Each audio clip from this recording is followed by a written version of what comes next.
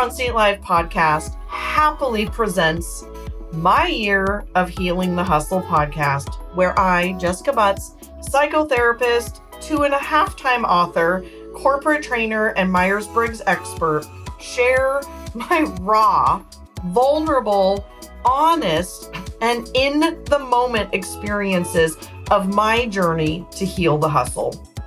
I recently put my money where my mouth was, and I sold everything I owned and moved to Maui with 5 suitcases to explore this healing island.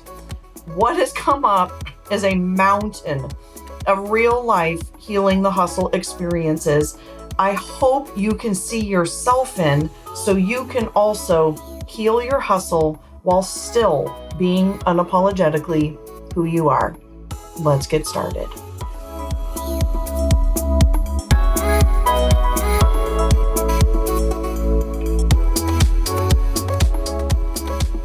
Welcome back, everybody. Welcome. I'm excited. We're going into part two of healing the hustle.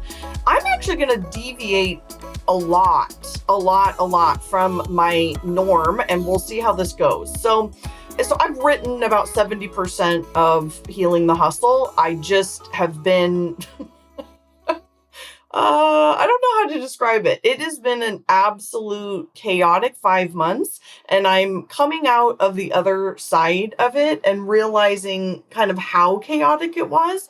This move was harder than I thought, and then I was traveling basically the entire summer from middle of June until basically just now. I have been going back and forth from Seattle and having visitors, and it's all been wonderful, but it's been very chaotic and not very grounding. And so I just realized that I absolutely am finishing this frickin' book. I promise. For those of you who are like dying for me to get it done, thank you. I hear from some of you. I will. I promise. It is absolutely not going to be until spring of 2023. But, I practice what I preach. I'm healing my hustle. I'm a huge compartmentalizer.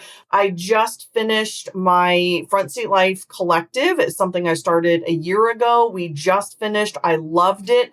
And I'm not redoing my group programs. This is new for me to not have a group program. For those of you who've been following me for a while, I used to have humongous Front Seat Life events.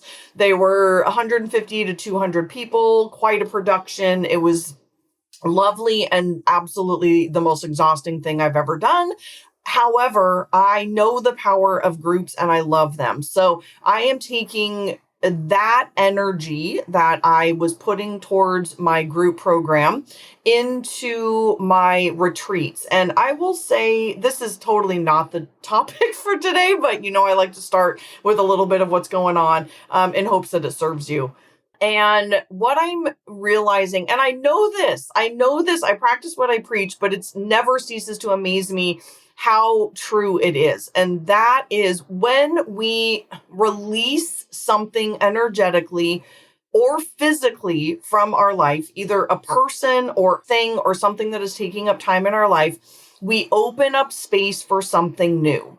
And I knew when I ended it, and it just happened last week. Just last Wednesday was our last call, and already the excitement, the enthusiasm for my retreats are happening. And so again, I'll tell you in a second, getting ahead of myself. I am finishing one thing to open up another compartment. And then when I finish this compartment, I will open up another compartment. All the while doing private therapy, just so you know, like that's my day job right now.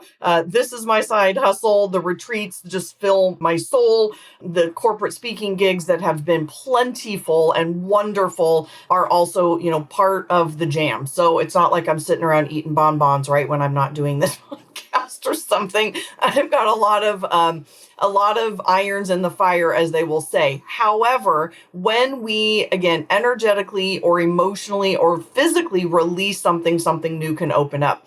And since then, the amount of excitement I have for the Maui retreats is astronomical.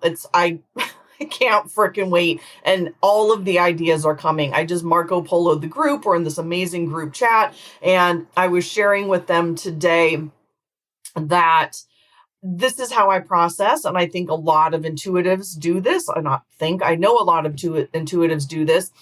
We marinate and think in our heads, and it's just like all the books and the retreats and things. It's very big picture. Like we don't start with the details, right? We start with the big picture, the ambiance, obviously the place, and then the details and the schedule. All of that starts to come together at the end. And not surprisingly, as soon as my group ended last week, that is what is happening. So all of the fun activities, the schedule, everything is lining up and coming into clarity. And I just couldn't be more excited. So by the way, email me at jessicabuttscounseling@gmail.com or at jessica@jessicabutts.com. That one just takes a little while. Or Instagram message me, whatever, and let me know if you're interested. I already have about an entire retreat wait list. I'm going to be doing another one in May of 2023. And then October of 2023. And it involves 3 months of group coaching ahead of time. So we have a one-on-one session, and then there's 3 months of group coaching going into that. So basically we're starting in February. So it'll be February, March, April, and then the retreat is in May. And then don't make me do the math, but same in October. So that leads me to what I'm going to do today, which is a huge, huge, huge deviation from what I normally do, which is what I've been doing is riffing. I take very broad notes. It's basically an outline or some highlights of what I want to talk to you about. I'm ridiculously unscripted. This is the way that ENFJs specifically, but extroverts, we prefer to be unscripted. Definitely intuitives prefer to be unscripted. And this is the way that our brains work. So not all people work this way. There's lots of wonderful introverted podcasters and speakers and things that's their preference to have a script, and that's totally fine. But again, that's why not everyone is alike. And that's why I do this podcast. And that's why I do this education, is because we're all different. However, I do obviously prep before all of these, and I was reading my book and I think I'm going to read you my book. I mean, not the whole book. You guys would be, we'd be here for, 12 hours. I'm going to read you this section. Again, this is not what I normally do, but what I've written I think is good. And by the way, it's not edited or perfect. So I'm going to stumble through some things and then I'll interject. But I'm going to read it to you, because what we're talking about in part 2 is this is about identifying the hole in your bucket. And this is definitely part of where I have my therapist hat on, about understanding our nature and our nurture. And so a lot of what's in here is a personal story. And again, I always share this so that you can have your own experience, but I have promised to absolutely keep it real on this podcast. It's just part of my shtick, if you will. Part of my point of view is to keep it in real time and keep it super real. So this section is, I'm going to read it to you. So the last 3 sections, or excuse me, the last 3 podcast episodes have been about how we got here. Understanding your journey, our new world, and our need to do. Last week, I got a lot of comments from people about how impactful it was and eye-opening and all of that. So I'm going to keep doing this for the 5 sections that the book is, and each one is 3 different sections. So today is understanding your hustle. It's the section of identifying the hole in our bucket. And then the 3 subsections for the next 3 weeks are understanding your hustle, understanding your personality, and understanding your needs. So bear with me. This is going to be very, very interesting. Some of you may love it and some of you may hate it. So understanding your hustle. My friend and I went to Maui a month or so before my 45th birthday, which was 4 years ago. I was exhausted from working nonstop. So was she.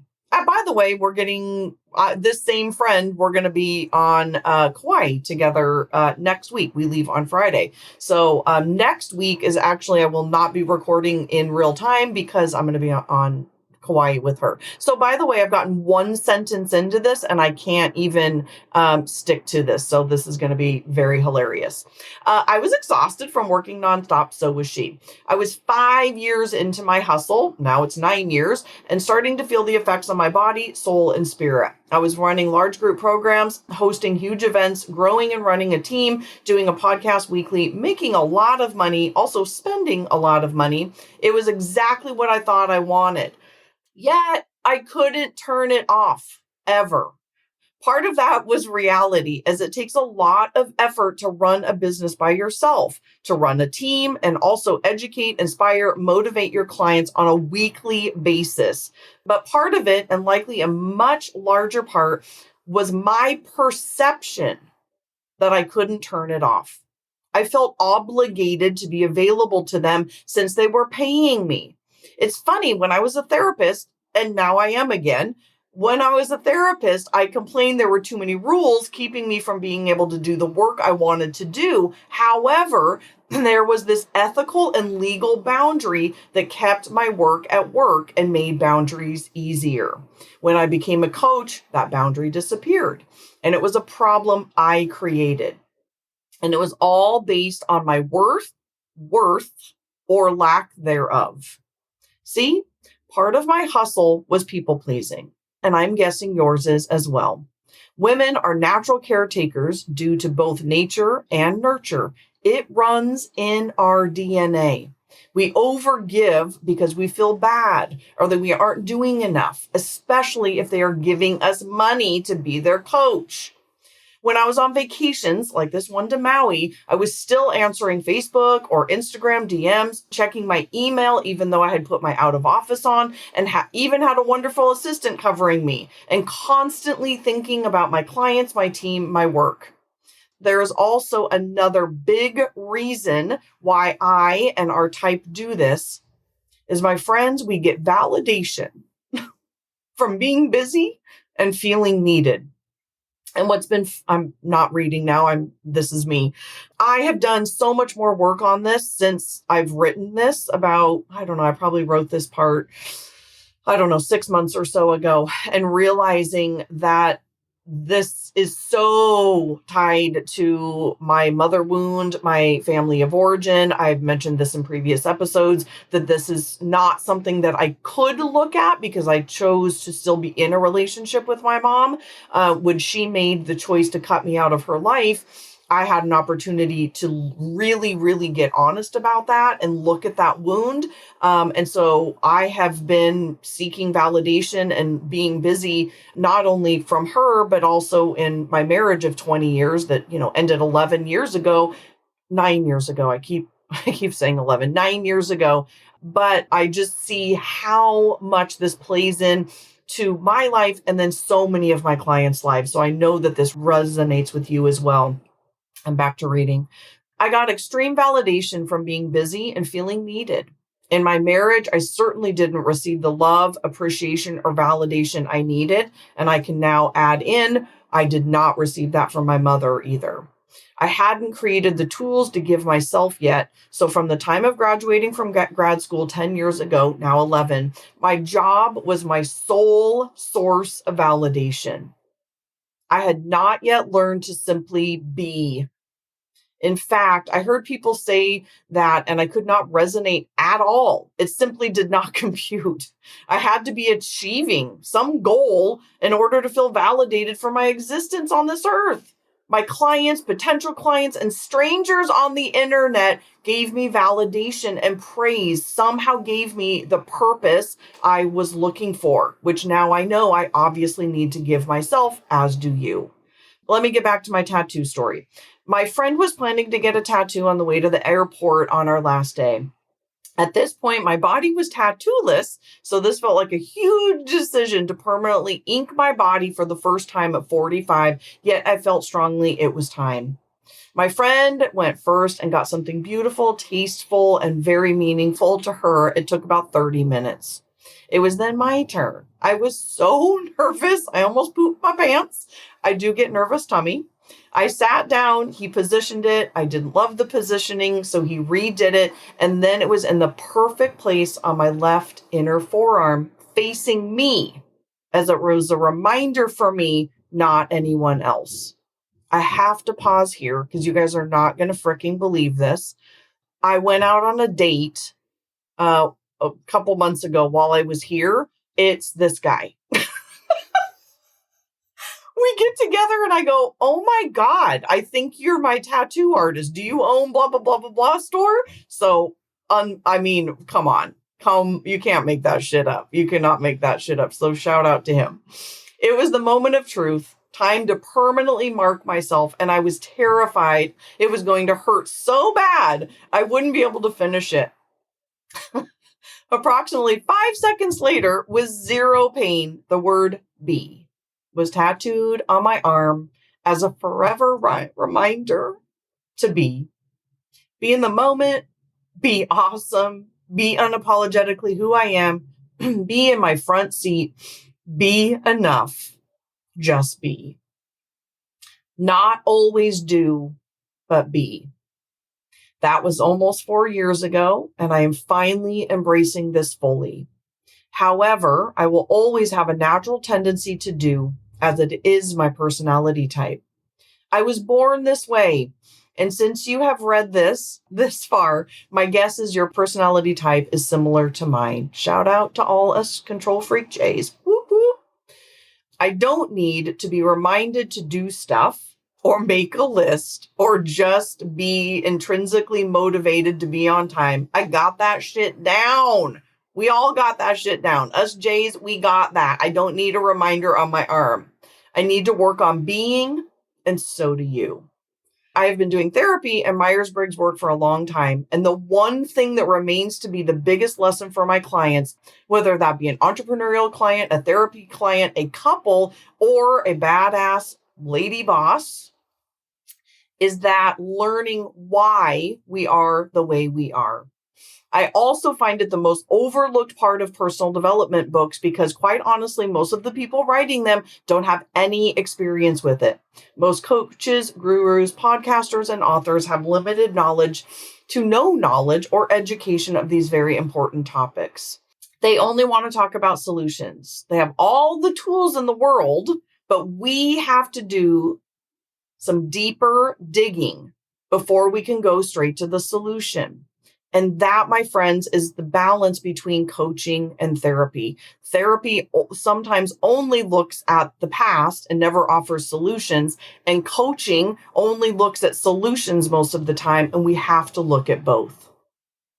Here is a very important truth. There is not one size fits all answer for everyone because we are all made different and have different experiences that shape who we are as adults.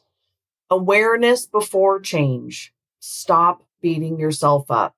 This section is really important, potentially the most important because it digs into why we are the way we are.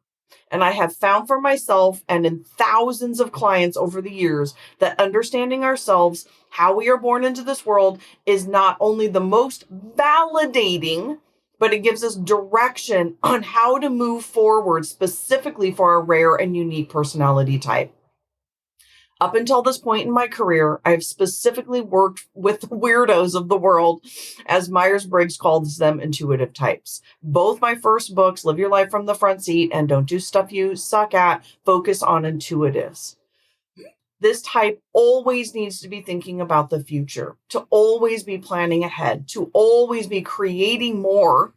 And now this book is a combination of that intuitiveness plus the last letter in our Myers-Briggs scale, the judgers or J types. Most coaches that are doing wonderful things in the world miss a step completely. And in my opinion, it is absolutely the most important step because people are made different and therefore need different tools and resources to move forward because they are rare and therefore do not learn like everyone else. So let's start the section with some excitement that you get to learn something new about yourself today. that is hopefully going to help you see yourself in a whole new way, which gives you a roadmap to understand yourself differently so that you can proceed forward in a way that works for you. I realized I was a weirdo pretty early on in life, and it stayed with me my entire life as I watched other people and never felt like them. Day-to-day routine is literally mind-numbing to me. Not having something to look forward can cause depression. A schedule and routine is something that I crave, yet variety is absolutely necessary. A few years ago, I was working with a large group of entrepreneurial women and helping them grow their businesses. 90% of them were this type. And I'm referencing the NJs, also known the archetype, as I've called them in my proprietary system, Front Seat Life, the entrepreneurs. We got done with a year working together, and we were having a graduation ceremony, and each member was sharing their biggest learning. And much to my surprise, every single student's biggest learning they had was understanding their personality type and their unique and rare difference in this world. It wasn't about funnels or landing pages or social media or how to make an online course. It was about who they are at their core. Sorry, I'm having a moment remembering that. My amazing assistant at the time, she and I just looked at each other and were like, holy shit. Like, we just spent a lot of time talking about other stuff. And this was so impactful. Back to reading. I will never forget that day as I looked over at my longtime assistant in amazement that all this work we had put into helping people grow their businesses, the bottom line was their greatest takeaway was learning about their personality type. Do you ever look at people that go with the flow and wonder, how the fuck do they do that? Yep, me too, my entire life.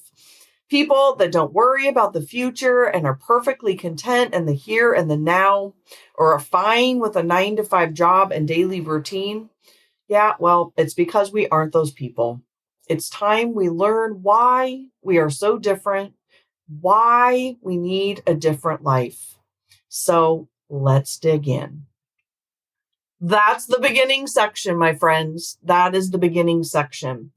I would love for you to be able to take away, potentially do some journaling around your nature and your nurture. We talked a lot last week, the last couple of weeks, about how society has been influencing this, the new crazy world that we live in. And then this section is really going to be talking about our personality type and the nature and nurture mix, about how we've been raised, all the things that go into it, all the things outside of ourselves. Yet there's also this big, big double whammy for those of us that are also this type A, J personality type go-getters. And so I've had a couple of kind of P personality types reach out and say, you're kind of only talking to one, half of the population. And I was like, you're kind of right about that. And that made me realize that the nurture piece, all of this has been bred into so many of us. The women that we've got to be everything and do everything and be everything to everyone is just the world that we live in. And then the double whammy is for those of us that are also this NJ personality type. So in the next couple of weeks, we are going to dig in even deeper.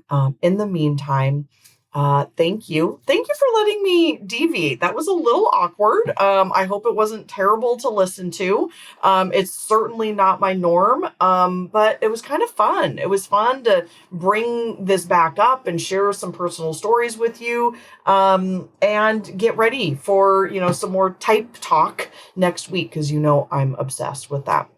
Okay, if you want more information about the retreats, obviously let me know.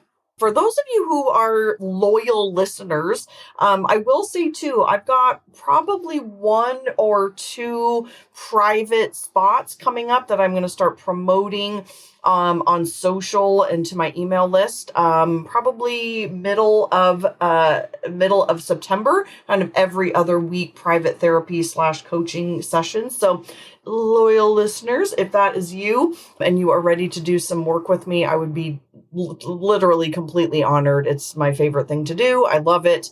And so just reach out to me on, Instagram Messenger, or send me an email at jessicabuttscounseling@gmail.com, or at jessica@jessicabutts.com. Okay, I'm starving. I'm going to go have a tuna fish sandwich, and I will see you guys next week.